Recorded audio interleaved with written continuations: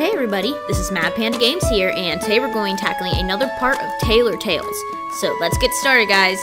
Now we're on chapter 4 of Neil's Route. Let's see what happens. He already is very embarrassed for thinking that I am a boy. Maybe we'll run into him again soon. Not knowing many places to sit down and relax, I return to the cafe. Some days I need to have a break from all my hard work, so I decide today is a nice enough day to venture outside again and enjoy a nice cup of coffee. Cool, good for you. Okay, now it's working. Maybe we'll run into him again. When I enter that cafe, I feel a prickle in my neck, like someone's watching me. Oh, is it Neil? Casually, I scan the area as I stand in line at the counter, looking over at the people seated at the booths. There's actually quite a few nurses having coffee here, probably taking a break. That's when I notice a familiar person sticking out. Well, it's hard not to spot him, considering he was looking right at me. Creep, creep, creep. Neil hurriedly averts his eyes away from me once he notices I've spotted him. Creep. He's seated at the back, in a booth, holding a cup of coffee while the other hand is resting on his laptop. He tries hard to make it seem like he's busy and that his eyes didn't meet mine. He's acting as weird as he did when I last saw him exiting my store. Ma'am, may I take your order? I suddenly snap back from my thoughts and look at the store clerk. Right, I wanted to order a cup of coffee. I quickly recite my order and wait in line. I'm rocking back and forth on my feet, and my eyes wander over to a certain purple-haired man. Is he watching again? Neil's eyes lock with mine again, and I can feel a lump form in my throat. He's just stop staring, it's creepy. His eyes move away at lightning speed, and he hunches over his own laptop as if he is using it as a shield to hide behind. Ugh. What is up with him? Why is he acting so weird around me? He thought you were a boy for the longest time, and now he realized you're a girl. Let him go through this. I realized I ruined his shirt on our first meeting, but I didn't think he'd still be upset about it. Maybe I should offer to compensate him again for his shirt. We never really did figure out what to do about it, since he stormed off. Not that he really needs any compensation or anything. The Forrester family is quite wealthy. The store clerk calls out my attention to hand over my cup of coffee. I purse my lips to blow a bit of steam from the cup, then I hold it securely in my hands, not wanting a repeat of last time's mistake. Yeah, I don't think he'd be very happy if we destroyed his shirt a second time. Okay, let's do this. To the booths we go! I look around for a seat, and that's when my eyes once more lock with Neil's. And yet again, he swiftly looks someplace else. Dude, if you want to stop, making eye contact with us, stop looking at us. Just do your business and stop looking. Okay, now it's really starting to bother me. Determined, I make my way over to the farthest booth. Yeah, this is what happens when you stare at us. Oh my gosh. Is he really hiding like that? Okay. Okay. With each step I take, I can see Neil crouching more and more behind his laptop. When I finally reach the table, I can see his arm covering his head, with his face pressed against his keyboard. Is he that scared of us? It's as if he thinks that by hiding like this, I won't actually see him. You are not a 3-year-old. We know object permanence. Okay? It all looks rather comical, with a dash of stupid, yeah. He's trying his best not to acknowledge me. I cough to make my presence known. With a disgruntled sigh, Neil removes his arm and sits up in a defeated manner. Stop staring at us, then it wouldn't have happened, huh? What do you want? He asks. Let's go with, I'm gonna be fierce. Option 1. I bite my lip and narrow my eyes at him. I was about to ask you the same thing. Why don't you take a picture so it'll last longer? Your staring is uncomfortable. He jolts up straight and glares at me. I did no such thing. Yes, you did. Annoyed at his stupid games, I place my saucer on his table. Is it because of your shirt still?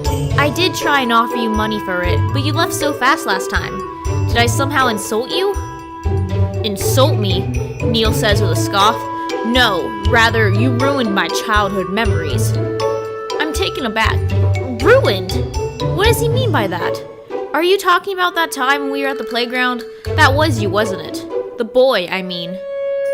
There were supposed to be 2 boys in that memory of mine. he says while clenching his teeth. It is not our fault that you cannot distinguish a boy from a girl. Again, I'm not a boy, I almost shout. This is getting tiring. Yes, I can see that, he hastily replies back. Obviously he didn't. Okay then. We are both silent for a little while, staring at each other, trying to gauge what the other is thinking. It's Neil who breaks away again, opting to look at his laptop screen instead. He rubs the palm of his hand against his forehead, clearly deep in thought. Look, I start. I'm sorry if for some reason I made you believe I was a boy at that time, but I wasn't trying to deceive you. I'm not even sure why it's such a big deal. I thought you'd be happy to meet with me again. I know I am kind of happy to meet someone from my childhood. Neil looks appalled at what I said. He suddenly closes his laptop and then gets up from the booth. Doesn't matter. Just leave me be. I can forget that day you spilled coffee on me like it never happened. If that's what's compelling you to keep talking to me, I am not seeking any compensation. Okay then. So now, if you'll excuse me, I'll be on my way. Okay, at least we get your seat.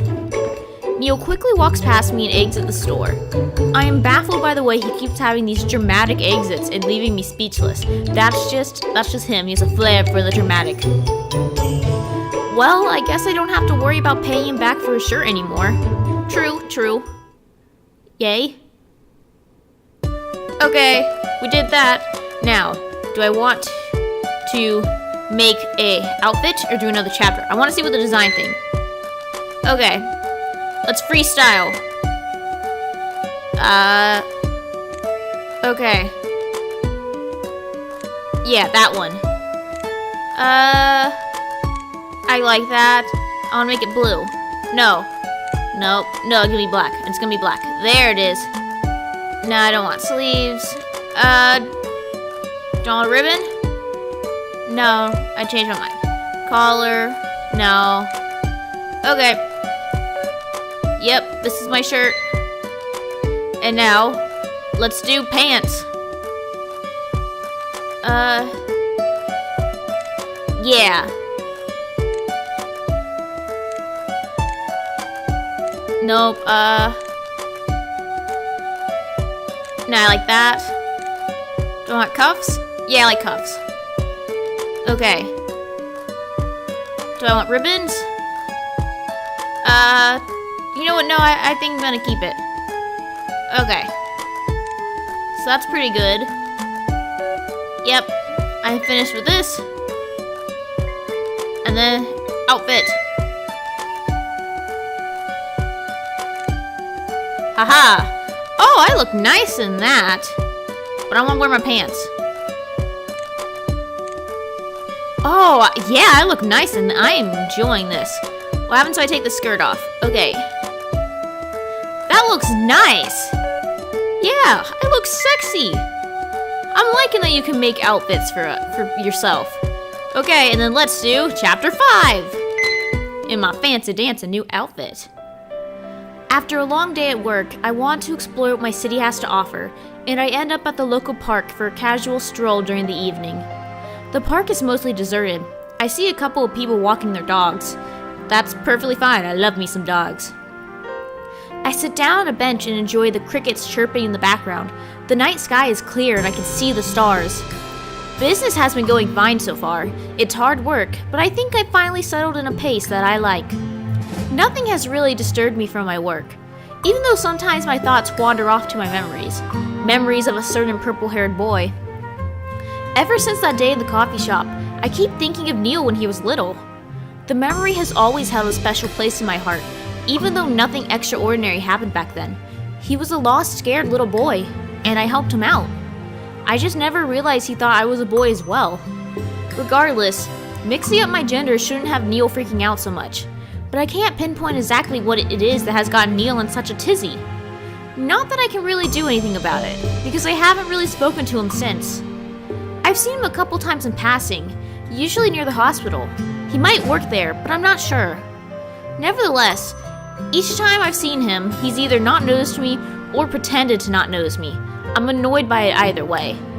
I figured we could be friends after finding out we had met each other before in our childhoods, but I guess I was wrong. Yeah, he's kind of stuck up. Might as well just leave him be. Suddenly I hear someone approach me in the dead of the night, and I stare into the distance to figure out who it is. What? Is he following me? Not a second later, and I see Neil emerge from the darkness, his head hanging low, looking at the ground. He hasn't even noticed me. He's too engrossed into whatever he's doing. Okay?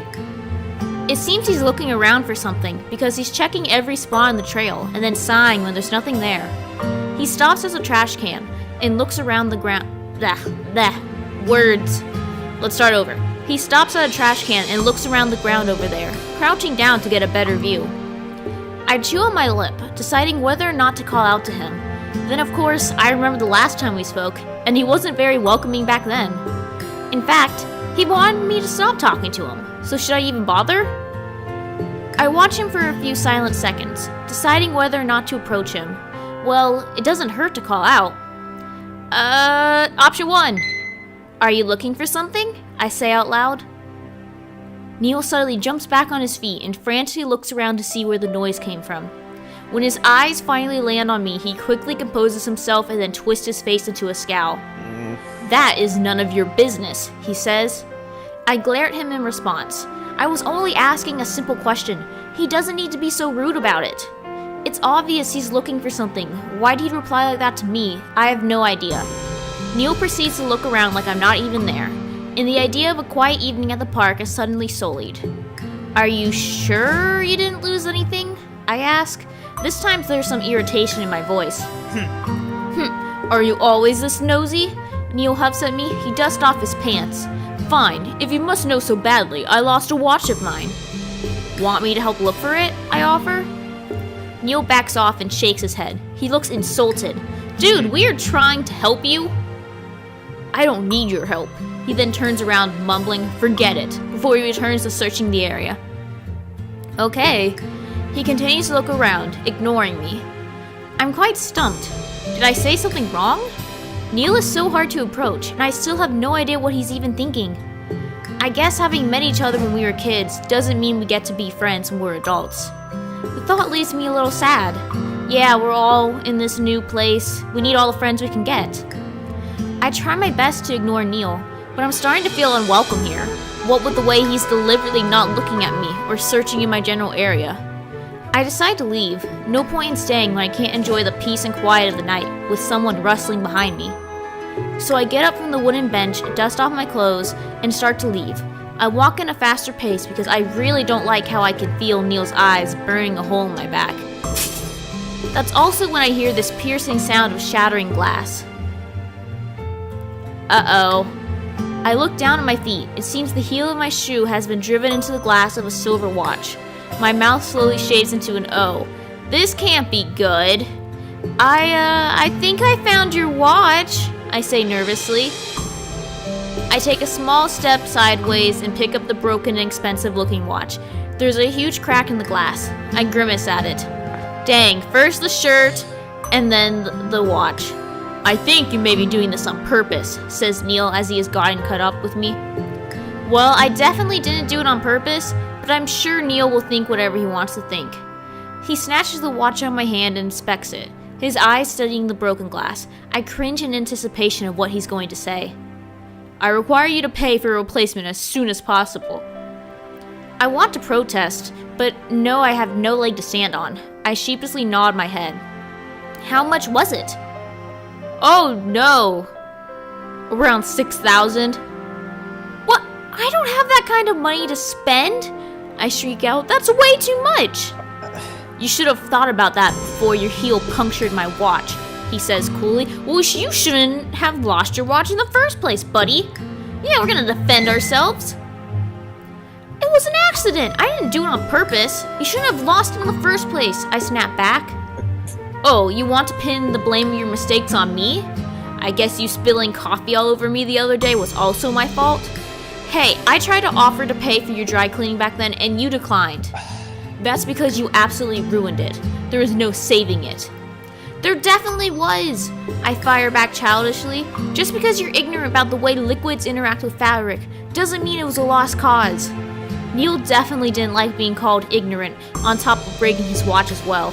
It was written all over his face. He was scowling by now. Being the owner of some petite little boutique doesn't make you the expert on all things fabric. I can feel myself start to turn a little red. I'll have you know, I know tons of things about fabric that would never even cross your mind. Just because you're rich and pay for everything without a second thought doesn't mean everyone else does the same thing. Some of us know what we're buying and why. The atmosphere is getting tense between us, but I can't help myself. If he insults me, of course I'm going to defend myself. Yeah. I'll contact you regarding the watch, and I hope by then you've learned to be more civilized. This guy's a jackass. Neil gives me a pointed glare and then leaves the park. He dares to speak about being civilized? The guy has been nothing but rude since the beginning, has the nerve to talk about manners. Fine, he can come look me up about that watch, but I'm not paying him. Yeah, you go, Celianna. We're making nothing from nobody. And with that, let us save. Save, dun dun dun dun dun. Yep, let's save. And then, let's just make sure. Yep, there it is. Okay, so it's time to sign out. This is MadPanda Games signing out. If you like my content and you want to see more content like this, please remember to leave a like, comment, and subscribe. And don't forget to hit that bell for notifications. Once again, this is MadPanda signing out. See you later, guys.